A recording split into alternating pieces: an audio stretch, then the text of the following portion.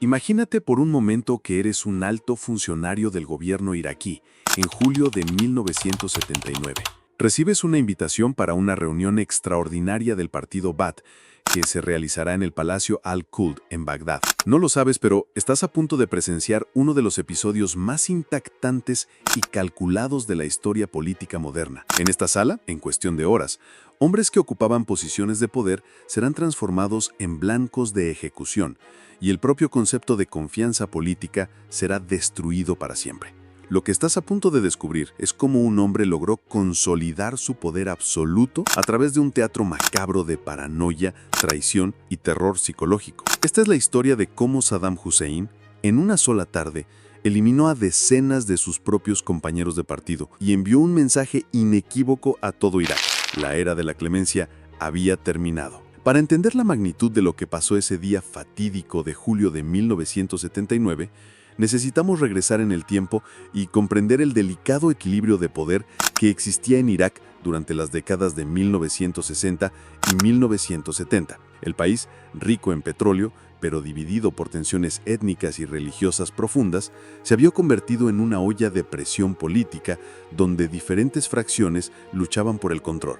El partido Ba'ath Árabe Socialista había llegado al poder en 1968, después de años de inestabilidad política que incluyeron múltiples golpes de Estado. Fundado en los años 1940 con ideales de nacionalismo árabe, socialismo secular y unidad panárabe, el partido prometía modernización e independencia del dominio occidental, pero detrás de esta fachada ideológica, una realidad mucho más cruda se desarrollaba, una lucha constante por el poder entre diferentes fracciones internas. En la cima de esta pirámide de poder estaba Ahmad Hassan al-Bakr, presidente de Irak desde 1968 y figura respetada dentro del partido. Al-Bakr era visto como un líder carismático y relativamente moderado, que había logrado mantener la cohesión interna del partido durante más de una década, pero en las sombras crecía la influencia de su primo más joven y ambicioso, Saddam Hussein. Saddam se había convertido en vicepresidente en 1968, a los apenas 31 años de edad. Nacido en una familia campesina pobre en la ciudad de Tikrit, había compensado su origen humilde con una combinación letal de inteligencia política, brutalidad calculada y una capacidad excepcional para manipular las tensiones internas del partido. En los años 1970, sistemáticamente construyó una red de lealtades personales, colocó a sus parientes y aliados en posiciones clave y creó un aparato de seguridad que respondía directamente a él. El Irak de los años 1970 era un país en transformación acelerada. Los enormes recursos petroleros, potencializados por la crisis del petróleo de 1973, habían llenado las arcas del gobierno con dinero. Proyectos de infraestructura grandiosos se iniciaban, la educación se expandía y el país parecía estar caminando hacia la modernidad, pero este progreso material enmascaraba tensiones crecientes tanto dentro como fuera del partido gobernante. Internamente, el partido Ba'ath era acechado por paranoia constante sobre posibles conspiraciones. La historia reciente de Irak estaba repleta de golpes de Estado y contragolpes, y nadie se sentía completamente seguro. Diferentes fracciones dentro del partido tenían visiones distintas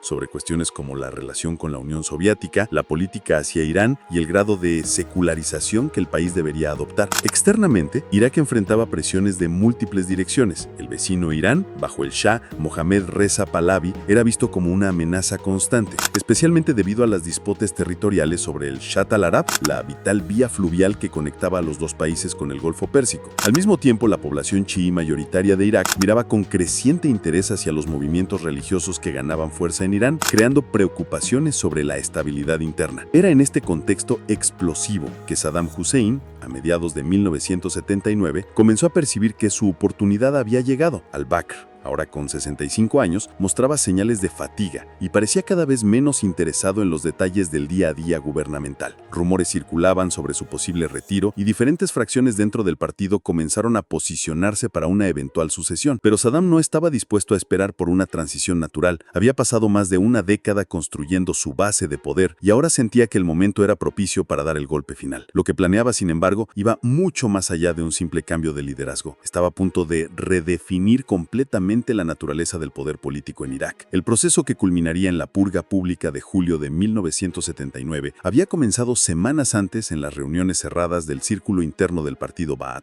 Durante el inicio de julio, Saddam Hussein intensificó sus conversaciones privadas con Ahmad Hassan al-Bakr, argumentando que el presidente, debido a su edad y salud delicada, debería considerar pasar el liderazgo a manos más jóvenes y enérgicas. Estas conversaciones no eran exactamente negociaciones entre iguales. Saddam había pasado años colocando a sus aliados en posiciones estratégicas dentro del aparato de seguridad y del partido. El propio al-Bakr estaba cada vez más aislado y dependiente del consejo de su primo más joven. El 16 de julio de 1979, en una decisión que sorprendió hasta a algunos de los miembros más cercanos del partido, al-Bakr anunció su renuncia a la presidencia, citando problemas de salud. La transición parecía suave en la superficie. Saddam Hussein asumió inmediatamente la presidencia, el cargo de secretario general del partido Ba'ath y el Comando Supremo de las Fuerzas Armadas. Los medios de comunicación iraquíes presentaron el cambio como un paso natural de poder, enfatizando la continuidad y la estabilidad. Pero detrás de las fachadas oficiales,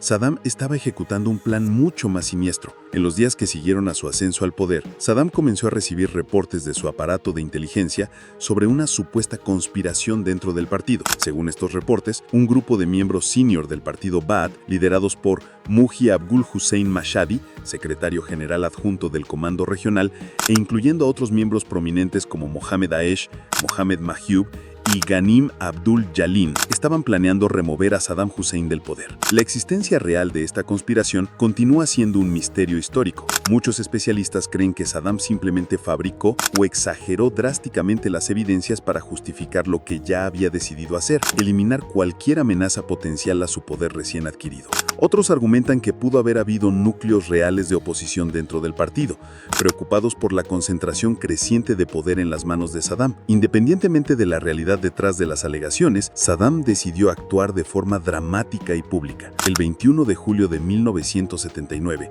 apenas 5 días después de asumir la presidencia, convocó a una reunión extraordinaria de todos los miembros del Comando Regional del partido Ba'ath. La reunión se realizaría en el Palacio Al-Qult, una de las residencias oficiales del gobierno en Bagdad. La convocatoria no especificaba exactamente el propósito de la reunión, mencionaba apenas cuestiones organizativas importantes. Aproximadamente 1000 miembros del partido comparecieron, incluyendo ministros del gobierno, gobernadores provinciales, miembros del comando regional y otras figuras importantes de la jerarquía ba'athista. Se sentaron en filas de sillas dispuestas en un gran salón, esperando el inicio de lo que presumían sería una reunión administrativa rutinaria. Saddam Hussein entró al salón a las 3:30 de la tarde, acompañado por algunos de sus asesores más cercanos. Estaba vestido con un traje oscuro impecable, su cabello perfectamente peinado, y ostentaba la expresión seria pero confiada que se convertiría en su marca registrada. El salón se quedó en silencio absoluto mientras se dirigía al podio. Lo que pasó después fue un espectáculo cuidadosamente orquestado de terror psicológico. Saddam comenzó su discurso de forma relativamente calmada, hablando sobre los desafíos que enfrentaba el partido y la necesidad de unidad, pero gradualmente su tono se volvió más sombrío. Comenzó a hablar de traidores dentro del partido, personas que habían violado la confianza sagrada de la militancia ba'athista. Entonces, de forma completamente inesperada, Saddam hizo una pausa dramática y anunció que había descubierto una conspiración contra el partido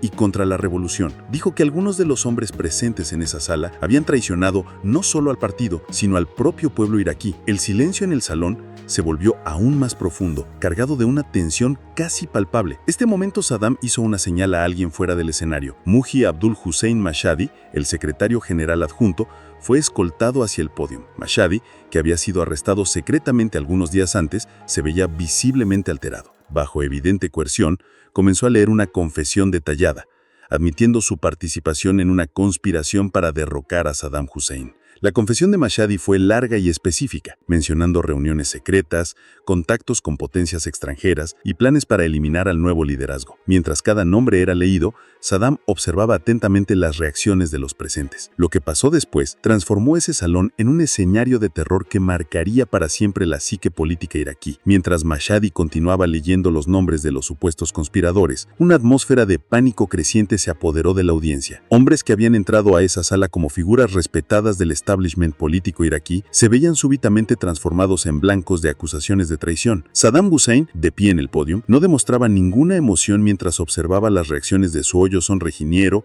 el paso apresurado de unas lentes y la tosúmaga. Sus ojos negros recorrían metódicamente las filas de sillas, estudiando cada rostro, cada movimiento, cada señal de nerviosismo. Había transformado esa reunión en un teatro de paranoia. 68 hombres removidos del salón. 22 fueron ejecutados después de juicios sumarios. Pero lo más perturbador vino después. Saddam obligó a los miembros sobrevivientes a participar personalmente en los pelotones de fusilamiento de sus propios colegas.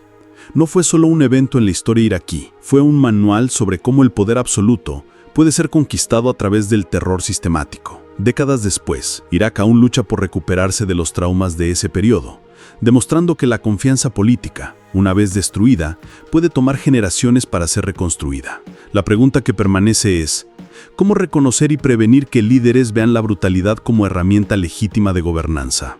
La historia de Saddam no es solo sobre el pasado, es una advertencia sobre futuros que debemos trabajar activamente para evitar.